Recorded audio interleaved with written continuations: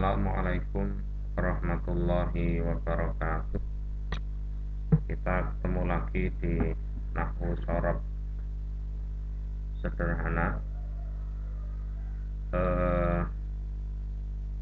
Untuk kali ini kita akan membahas tentang af'alul khamsah. Jadi beberapa kata kerja yang 5, ya, beberapa kata kerja yang 5. Di video sebelumnya kita sudah membahas tentang fi'il madhi. Berikut beberapa bagiannya. Pertama adalah shahih akhir, kedua mu'tal akhir, yang ketiga adalah af'alul khamsah. Untuk shahih akhir dan mu'tal akhir insya Allah sudah terbahas, dan kita akan membahas yang af'alul khamsah. Af'alul khamsah di sini tidak lepas dari tasrif fi'il mudhari' itu sendiri, ya. Coba kita scroll.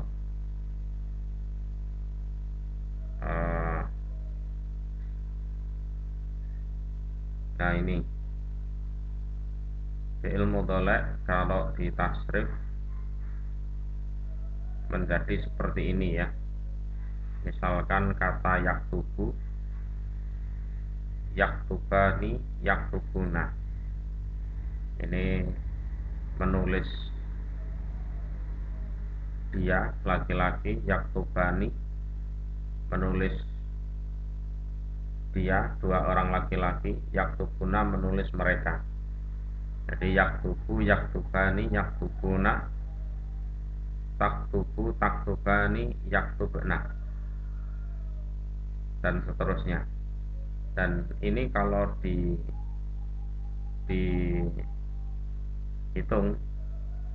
jumlahnya ada 14, ya, 14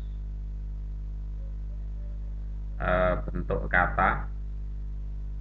Dan untuk af'alul khamsah yang akan kita bahas ini adalah bagian dari ini,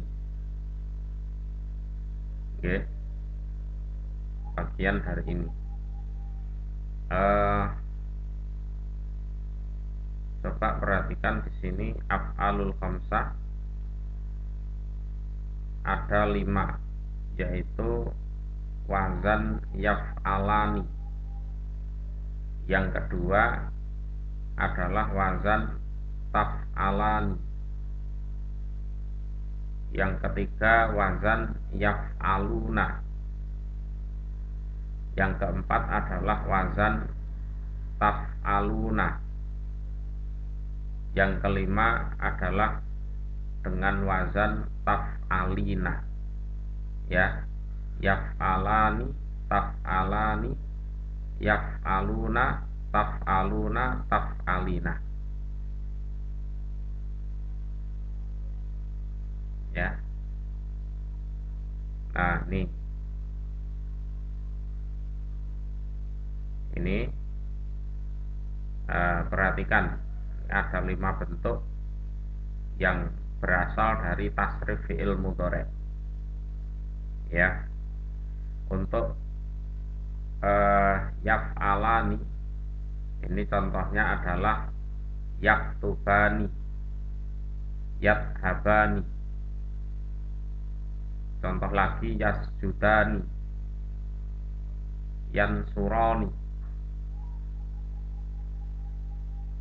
yaftahani, dan seterusnya.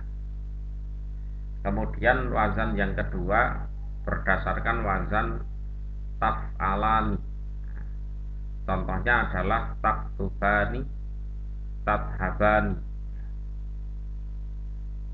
terus tasjudani, tansuroni, taktulani, takhlukoni, dan seterusnya.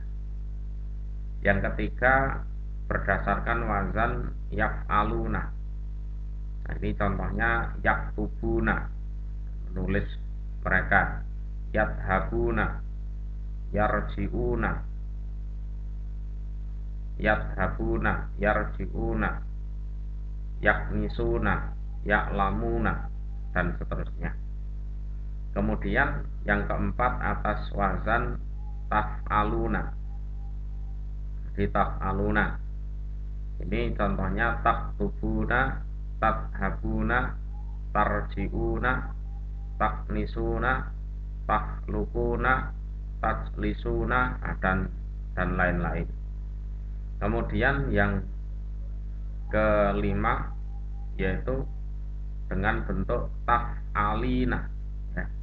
Taktubina, contohnya ini ya, tadhabina, tarji'ina, dan seterusnya, ya.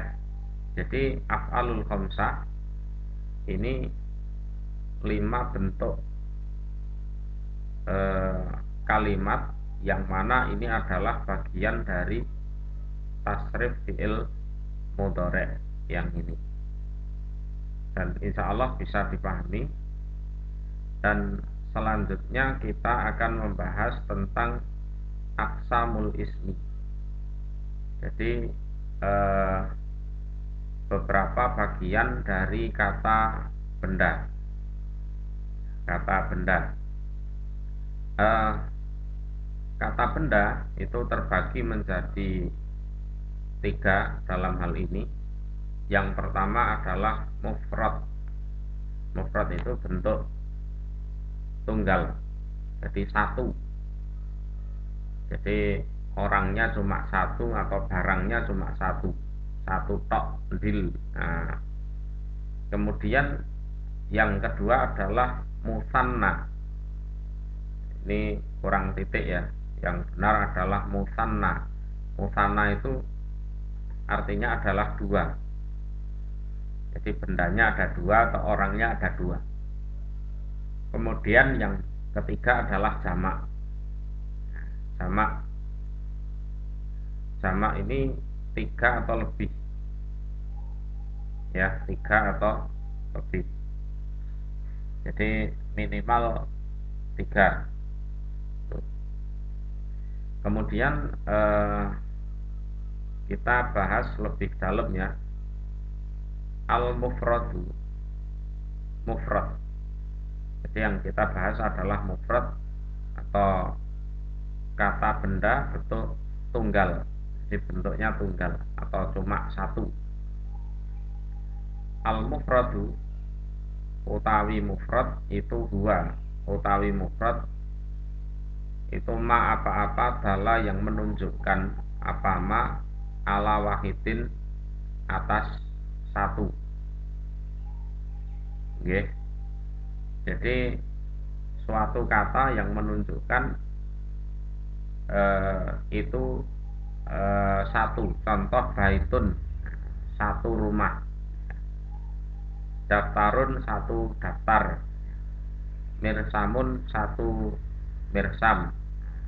Contoh lagi kolamun, satu pena. Madrasatun, sekolah. Jadi mufrad, jadi bentuk yang menunjukkan bahwa itu adalah satu dil. Jadi bukan 2, bukan 3, dan seterusnya. Itu disebut mufrad. Kemudian ada pertanyaan, kalau mufradat itu apa? Dalam istilahnya mufradat itu kosakata. Ya, kosakata. Dalam bahasa Indonesia disebut kosakata. Kemudian yang kedua adalah musanna. Ya, musanna. Bentuk 2. Al musanna, musanna. Musanna iku ma apa-apa dala yang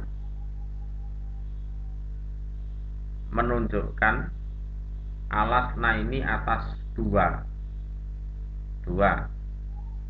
Biziyadati alifin, dengan penambahan alif, wa nunin dan nun. dengan tambahan alif dan nun di belakang. Au atau yain dengan tambahan ya wa nun dan nun fi akhirihi di dalam akhir kata, ya, di akhir kata. Contohnya ini baitun. Baitun itu satu rumah. Kemudian diubah menjadi baitani. Nah, ini ada tambahan alif dan nun yang dikasroh, ya. Baitani. Kalau baitani ini maknanya dua rumah. Baitani, dua rumah. Atau tambahnya adalah ya dan nun. Baitaini. Ini maknanya juga dua rumah. Nah, umpama ada pertanyaan, apa bedanya tambahan alif dan nun dan ya dan nun? Nah, alif dan nun atau ya dan nun ini nanti dibedakan dalam susunan jumlah atau susunan kalimat. Kalau kedudukannya sebagai marfu atau fa'il atau naibul fa'il misalkan, nah itu pakai alif, ya. Kalau kedudukannya sebagai mansub atau majrur atau maf'ul bih misalkan, nah itu memakai ya. Nanti pembahasannya mungkin di video berikutnya, ya. Jadi baitun yang asalnya satu rumah, kalau dijadikan dua rumah, berarti ditambahi alif dan nun atau ya dan nun. Baitani, ini dua rumah. Baitaini, ini juga dua rumah. Maknanya sama. Yang membedakan adalah kedudukannya di dalam suatu kalimat. Contoh berikutnya adalah waladun. Waladun ini artinya adalah anak. Satu anak. Ini mufrad. Waladun, baitun, waladun ini mufrad, ya. Kalau dijadikan dua bentuk musanna, tinggal ditambahi alif dan nun. Waladani. Kalau waladani ini dua anak. Atau waladaini, nah, tambahnya adalah ya dan nun. Ini artinya dua anak juga. Contoh lain, kolamun, pena, ya, itu bentuk mufrad, dijadikan musanna kolamani atau kolamaini, dua pena. Masjidun misalkan, itu satu masjid, dijadikan musanna masjidani, masjidaini. Bisa masjidani, bisa masjidaini. Contoh lagi, misalkan kitabun, buku, ya, menjadi kitabani atau kitabaini. Nah, kemudian contoh lagi, roksun, kepala misalkan, atau ketua. Roksun, roksani, roksaini. Bisa roksani, dua kepala, atau roksaini.